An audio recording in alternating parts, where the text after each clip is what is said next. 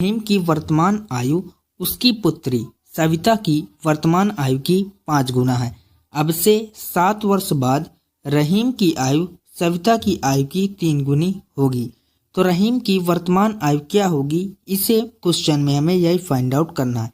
तो यहाँ पर एक है यहाँ पर रहीम और एक क्या है उसकी पुत्री सविता। तो यहाँ पर रहीम और उसकी पुत्री सविता 2 लोग हैं।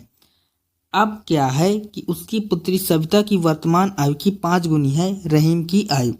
तो रहीम की जो आयु हो जाएगी वो हो जाएगी 5 और सविता की हो जाएगी 1। अब हमें फाइंड आउट करना है रहीम की वर्तमान आयु। तो रहीम की वर्तमान आयु वही होगी जो 5 का मल्टीपल होगी।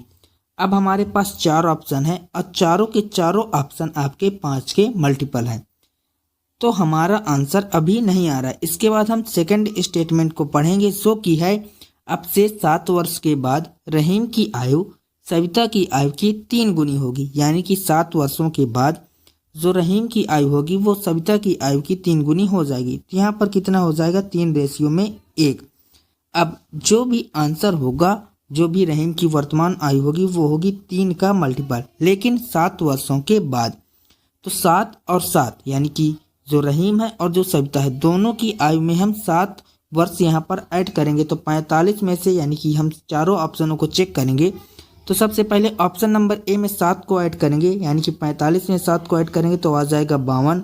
40 में 7 को ऐड करेंगे तो आ जाएगा 47 और 35 में 7 को ऐड करेंगे तो आएगा 42। 30 में 7 को ऐड करेंगे 37।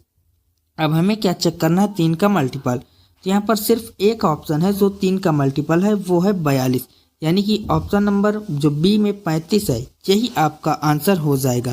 तो यहाँ पर जो रहीम की वर्तमान आयु हो जाएगी वो आ जाएगी 35 वर्ष। तो इस क्वेश्चन का राइट आंसर हो जाएगा हमारा ऑप्शन नंबर बी 35 वर्ष।